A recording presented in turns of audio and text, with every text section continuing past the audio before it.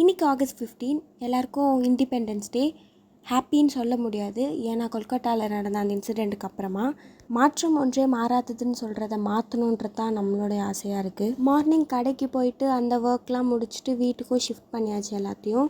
அந்த வேலையெல்லாம் முடிக்கவே எனக்கு 12 ஆகிடுச்சு. அதுக்கப்புறம் தான் நான் குக்கிங்கே ஸ்டார்ட் பண்ணேன். ஸோ இன்றைக்கி வெஜ் தான் செய்ய போகிறேன். கத்திரிக்காய் காரக்குழம்பு, அதுவும் குட்டி குட்டியாக அம்மா வாங்கி கொடுத்துருந்தாங்க. ஸோ அதுதான் பண்ண போகிறேன். இன்றைக்கி விலாக் எடுக்கிற ஐடியாவே கொஞ்சம் கூட கிடையாது. அதனால தான் நான் குக்கிங்கே ஸ்டார்ட் பண்ணிட்டேன். காலையிலையும் நான் கிளிப் எடுக்காமல் இருந்தேன். அதுக்கப்புறம் சரி ஓகே எடுக்கலாம் அப்படின்னு ஒரு மைண்ட் செட் வந்துட்டு அதுக்கப்புறம் தான் நான் எடுக்கவே ஸ்டார்ட் பண்ணேன். ஃபர்ஸ்ட் நான் சாதமும் அதுக்கு உலையும் வச்சுட்டு இருந்தேன். அட் தி சேம் டைம் சைடில் நான் எல்லாத்தையும் அரைச்சி தான் செய்வேன் எப்போவுமே. அதையும் நான் கொதிக்க விட்டு வச்சுருந்தேன். ஹெல்த் கான்ஷியஸ் அப்படின்ற ஒன்று எங்கள் வீட்லேயே யாருக்குமே கிடையாது. ஏன்னா ஃபுல் அண்ட் ஃபுல் ஒர்க் அப்படின்னே போகிறதுனால சாப்பாடுன்ற ஒரு விஷயத்தையே அவங்க கணக்கே வச்சுக்க மாட்டாங்க. டைம் இருந்தால் சாப்பிடுவோம், அந்த மாதிரி சுற்றிட்டுருக்க ஃபேமிலி. கடை வச்சதுலேருந்து காலையில் 3 o'clock அம்மா எந்திரிச்சு அதுக்கப்புறம் நைட் தூங்கவே 11 ஆகுது. அது வரைக்கும் அவங்க ஃபுல் அண்ட் ஃபுல் வேலை பார்த்துட்டு இருந்ததுனால அவங்களுக்கு செம்ம டயர்டாக இருக்குதுன்னு சொல்லிகிட்டே இருக்காங்க. சீக்கிரமாகவே நீங்கள் நினைக்கிற பீஸ்ஃபுல் லைஃப்பை நான் கொடுப்பேம்மா, ரொம்ப டயர்டாக இருக்குது, எனக்கு லேசியாக இருக்குது, அந்த வேலைலாம் செய்ய முடியல அப்படின்னு சொல்லி அம்மா சொல்லிகிட்டே இருந்தாங்க.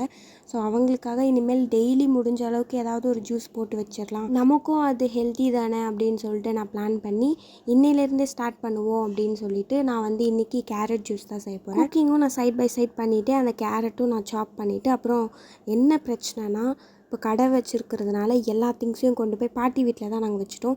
மிக்ஸி எல்லாமே. ஸோ எது ஒன்றுத்துக்கும் நான் அங்கே தான் போய் அரைக்க வேண்டியதாக இருக்குது. சைட்லேயே கொஞ்சம் நேற்று பால் இருந்துச்சு. அந்த பால் எப்படி இருந்தாலும் நம்ம ஈவினிங் தான் டீ போட போகிறோம், அதுக்குள்ளே கெட்டுடும்னு எனக்கு கொஞ்சம் தோணுச்சு. அதனால் என்ன பண்ணேன்னா நான் அதில் அம்மா ரெடி பண்ணி வச்சுருந்த பாதாம் முந்திரி அதெல்லாம் போட்டு ஒரு பவுடர் வச்சுருக்காங்க. அதை போட்டு நான் கொஞ்சம் ஒரு பாதாம் மில்க் மாதிரி ரெடி பண்ணி ஃப்ரிட்ஜ்லேயும் வச்சுட்டேன்.